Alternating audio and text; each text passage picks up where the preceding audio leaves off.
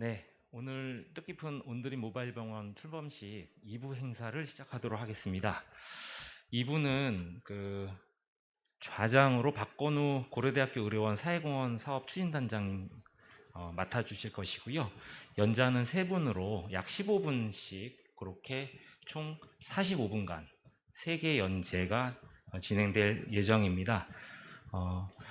고려대학교 의료원 박건우 사회공헌 사업 추진단장님을 제가 소개해드리고 그 다음에 단장님께서 연재 순서대로 운영을 부탁드리도록 하겠습니다. 고려대학교 안암병원 신경과 교수님으로 재직하고 계시고요. 의료원 사회공헌 사업 단장을 맡고 계십니다. 박건우 단장님을 소개해드리겠습니다. 네, 감사합니다. 이런 학회에서는 좀 자장을 해봤는데 이런 좀 오피셜한 자리에서 자장을 하니까 저도 살짝 떨립니다. 오늘 온드림 모바일 병원 출범식 기념 세미나인데요. 오늘 제 얘기 듣고자 해서 오신 건 아니실 테니까 세 분의 연자분과 오늘 얘기될 얘기를 먼저 좀 말씀을 드리겠습니다. 오늘 도대체 이 이동형 CT가 개발이 되고 임상적으로 어떤 활용을 할 수 있을까라는 것에 대해서 윤건아 원광대학교 병원장님께서 말씀을 주시겠습니다. 그리고 두 번째는 우리가 이렇게 왜 CT를 병원에 놔두지 왜 또 이렇게 버스에다 매달아 갖고 그러나, 그래서 찾아가는 모빌리티 서비스로서의 진화, 의료 서비스의 가능성에 대해서 카카오 디지털 경제연구소장이신 이재호 선생님께서 말씀을 주실 거고요. 결국엔 우리가 또 찾아가는 진료로 바뀌어야 됩니다. 지금까지 건물 지어놓고 와라 했다면 이제는 의료가 필요한 곳으로 우리가 찾아갈 수 있어야 되는데, 그런 모바일 하스피탈이라는 것도 우리가 상상 속에만 갖고 있지 말고 실제로 구현도 해봐야 되기 때문에 거기에 대해서 많은 연구를 해주셨던 윤승주 교수가 모바일 하스피탈 개발 방향에 대해서 말씀을 해주시겠습니다. 그럼 첫 번째 연재를 모시겠습니다. 첫 번째 연재는 이동형 CT 개발과 임상적 활용이라는 주제로 윤건아 원광대학교 병원장님께서 말씀해 주시는데요. 윤건아 병원장님은 원광대학교 석사를 마치시고 원광대학교에서 전북대학교에서 영상의학 박사학위를 받으셨고요. 현재 원광대학교 의료융합연구센터 장이시고 원광대학교 병원장이십니다. 그리고 더 중요한 지금 장착되어 있는 CT, 즉 나노포커스레이 CT 회사인 대표이사로 계십니다. 윤건아 병원장님 발표 부탁드리겠습니다.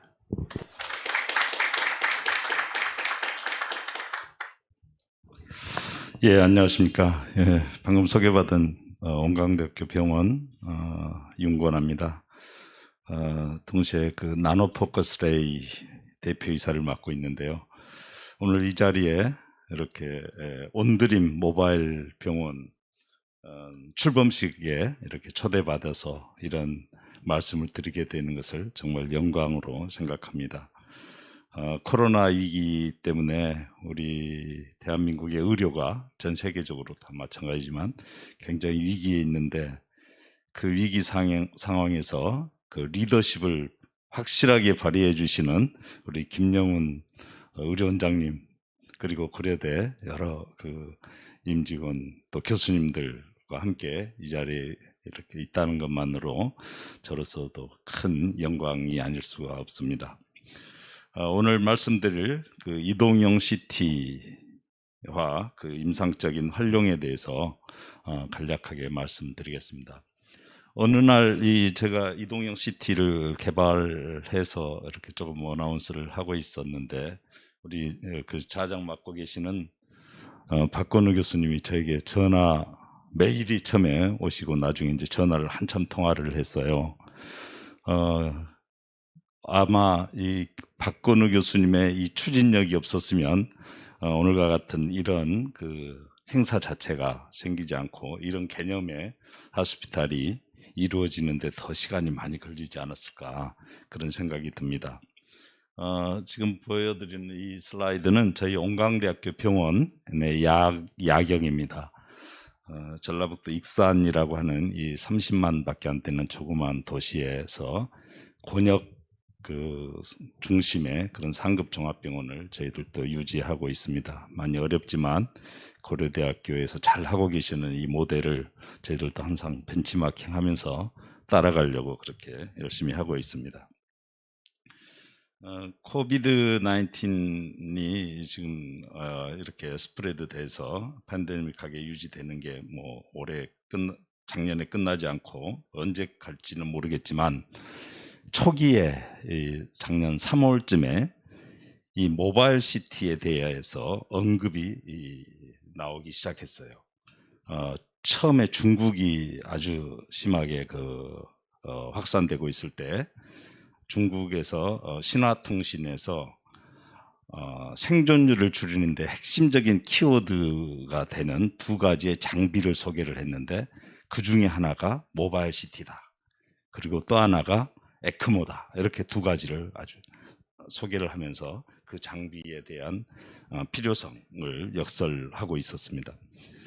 그런 시기에 맞춰서 저희들은 이제 모바일 시티를 그 이전부터 쭉 개발을 하고 있었는데 그때 리뷰를 해본 이러한 그 논문, 저는 영상학과 의사니까 우리 영상학과의 메이저 저널인 레디올로지에 CT가 RT-PCR에 비해서 이 스탠다드 그 진단 툴인 RT-PCR에 비해서 센시티비티가 오히려 더 높다. 그리고 검사하는데 진단하는데 시간은 불과 1분 내로 된다. 이런 것 때문에 그 뉴모니아가 결국은 뉴모니아에 있고 이 여부를 확인하는 데는 이 CT가 대단히 유용하다는 것을 발표를 하고 있었습니다. 그래서 이제 저는 모바일 CT를 개발을 하고 있던 중에 어느 날 한양대학의 윤호주 교수님이 저에게 전화가 와서 제가 개발한 그 CT가 혹시 뉴모니아를 할 수는 없느냐 그런 연락이 왔어요. 그래서 어쩌면 가능하겠는데요. 뭐 그렇게 하면서 이제 우리 병원에서 일단 정상인을 데리고 뉴모니아가 측정이 되는지를 봤는데 약간 어려움이 있어서 그 사이에 신속하게 업그레이드를 시켜가면서 소프트웨어를 개발을 하기 시작했어요. 그랬더니 불과 한 달 이내에 그게 어느 정도 가능성이 있다는 것을 보여줬고 식약처에 곧바로 연락을 해서 긴급 사용을 할 수 있도록 승인을 받게 됐습니다. 그게 3월 말이었습니다. 그리고서 온강대학교 병원의 이 아이솔레이션 룸에서 이 CT를 넣고 곧바로 이 환자들을 찍기 시작했죠. 그래서 초기에 발표했던 논문입니다. 물론 몇 명 안 되니까 케이스 레포트로 해서 KJR에 이렇게 실었죠. 그랬더니 여기에 대한 반향이 상당히 높아지기 시작을 했습니다.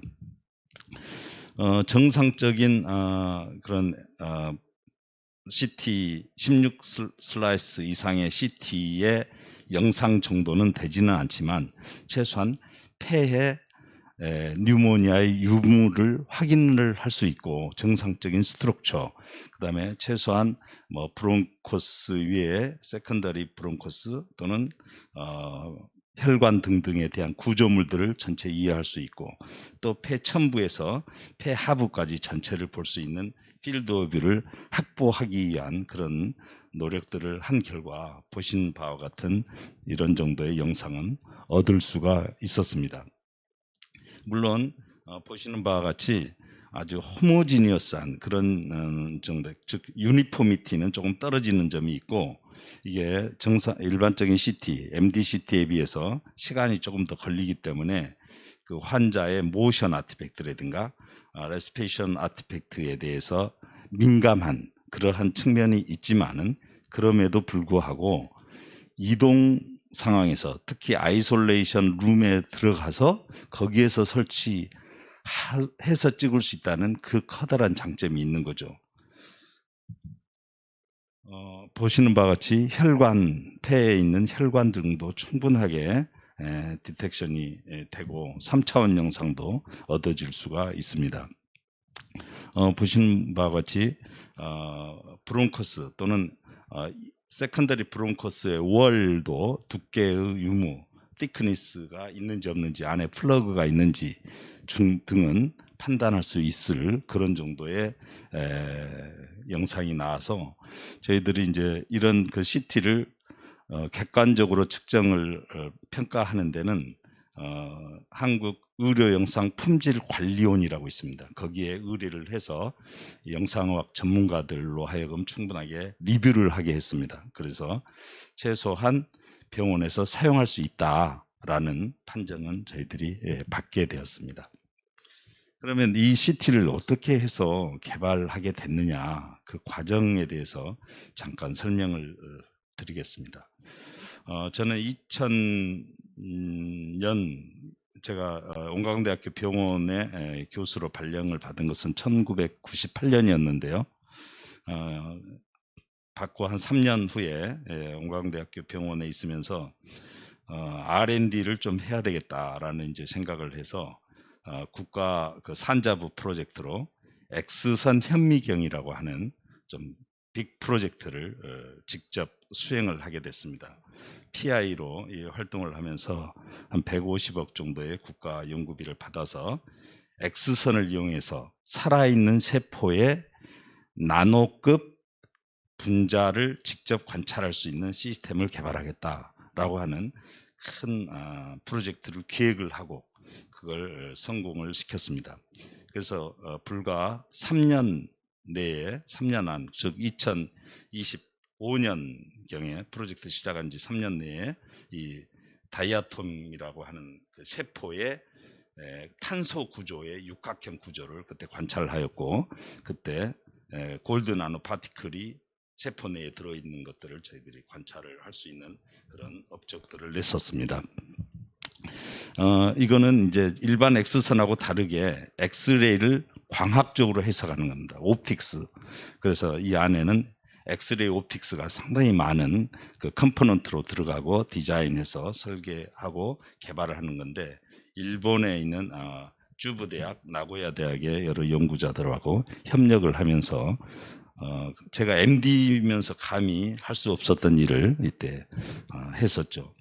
이런 결과를 가지고 그 뒤로 지속적으로 과기부나 또는 산자부, 직영부, 또 보건복지부 등등의 여러 큰 빅 프로젝트들을 해왔습니다. 현재도 센터장을 맡고 있으면서 AI 등에 대한 연구들을 하고 있습니다.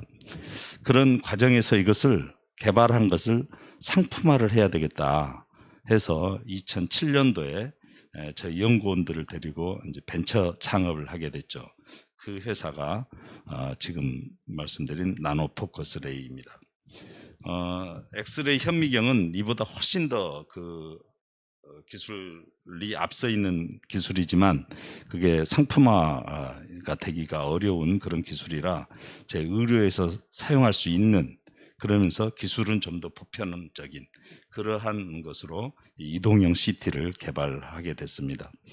지금 말씀드린 그 이동형 CT는 기존의 그 고정형 CT보다 아주 컴팩트하고 모바일하다. 그리고 어디에든지 설치가 가능하다. 즉 지금 CT, 일반적인 CT는 그 삼상 전원이 필요하죠. 설치를 하려면. 그러나 이거는 단상 전원에 코드만 꼽으면 어디든지 작동할 수 있는 그러한 CT가 됩니다. 또 방사선 선량을 한 4분의 1 내지 5분의 1 정도로 감소하는, 그리고 빠르게 스캔할 수 있는 그런 장점이 있습니다. 그런 부분들에 대해서 충분히 설명을 드리고, 초기에는 이것을 근골격계에 적용하기 위한 영상을 먼저 얻었습니다. 그래서 헤드앤넥이라든가 이런 스파인 또는 숄더, 넥, 그리고 럼바 스파인 등등을 측정할 수 있는데, 저희들이 개발한 이 컴빔 CT가 외국 제품들도 있긴 하지만 이렇게 스파인이나 숄더 이런 데까지 전부 되는 데는 전 세계에서 저희들이 유일합니다. 그래서 이 바디의 보호 사이즈가 크기 때문에 결국 폐가 얻어질 수 있는 그러한 이용이 되는 거죠. 그래서 소라식 스파인, 힙, 심지어 힙 조인트 또는 그 이하의 사지 관절 등등 대단히 넓은 범위의 이런 그 스케레탈 이미징이 가능하고 CT를 이용한 아스로그라피 물론 가능합니다. 이러한 그 CT의 어플리케이션으로는 이런 그 음압 병실 외에도 여러 다양한 트라우마 센터라든가 스파인 센터라든가 또는 호스피탈 쉽, 지금 이제 모바일 버스에다 넣을 수 있듯이 이러한 곳 또는 밀리터리 서비스 등등 다양하게 이걸 이용할 수 있다는 큰 장점이 있습니다.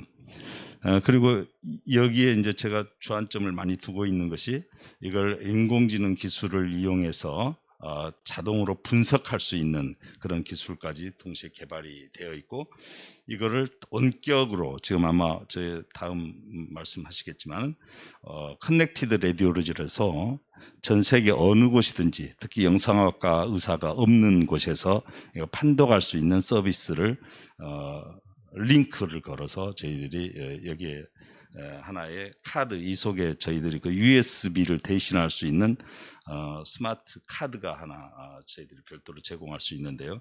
그 카드를 통해서 HLA7 또는 다이콤이라고 하는 국제 표준의 규격에 의해서 전 세계 어느 병원이든지 서로 연결할 수 있도록 그러한 서비스를 하고 있습니다.